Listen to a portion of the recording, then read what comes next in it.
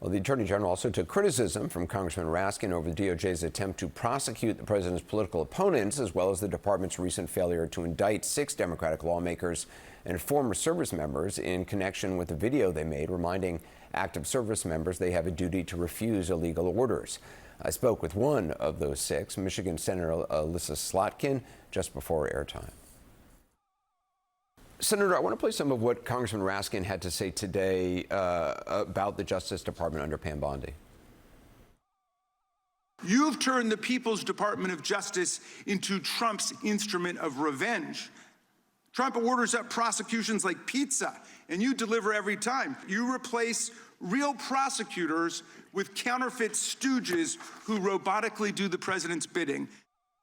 When you and your colleagues first put out that video last fall, the president suggested it was, quote, seditious behavior punishable by death. That was his quote in a social media post. Did you expect Pam Bondi's Department of Justice to actually attempt to indict you over it? I think in this environment, in 2026 America, yes. I mean, I think we knew that that was a distinct possibility, at least. He asked for investigation, arrest, and then obviously hanging. And the investigation came in December. It started, their inquiry.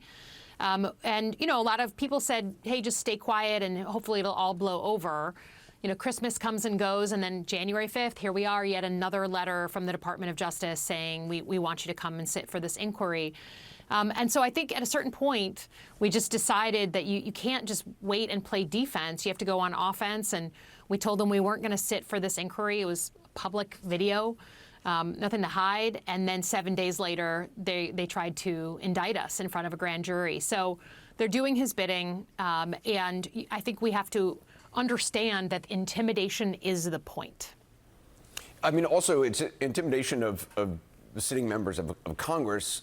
It certainly sends a message to any civilian or whistleblower or anybody. I mean, if they're going to go after you, they're going to go after everybody else. Do you expect the DOJ to try to indict you again? I wouldn't be surprised. Congressman Jason Crow, who also appears in the video, he's alluded to potential legal action against the White House. Is that something you'd support? Yeah, I mean, the other day when we said we weren't going to sit for their inquiry, I also sent a separate letter saying, hey, you better retain all your records related to this case because I reserve the right to sue, in support of my constitutional rights. I mean, it's freedom of speech we're talking about, certainly as a member of the Senate, but just as a citizen. And for me, all options are on the table. I've had Republicans on this program, supporters of the president, who've argued, well, look, every Justice Department under all presidents, Democrat or Republican, do the will of the president. Do you believe there's any truth in that? Well, look, these people serve at the pleasure of the president, but there's a standard of law that you must pass in order to prosecute those cases, right? I mean, do you know how rare it is to go to a grand jury and try to get an indictment and fail?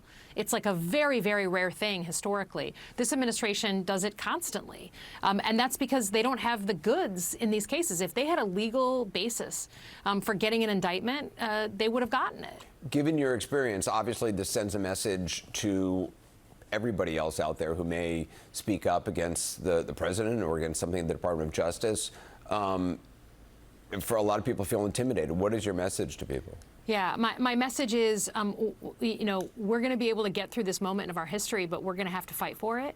And I'd ask, I don't expect the average person, to do acts of regular bravery every single day. I'm asking you to do a couple inches more than you're used to doing, because I think while fear can be contagious, so is courage. And if you look at what's going on in a place like Minneapolis, peaceful protest, people holding these folks accountable.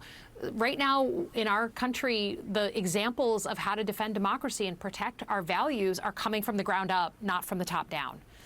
It reverses the paradigm that I grew up with, right, where you look up to these leaders on kind of how to chart a path forward.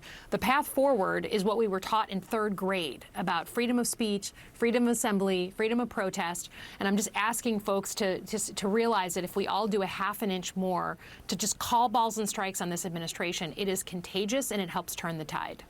Senator Slotkin, thank you for your time. Appreciate it. Thank you.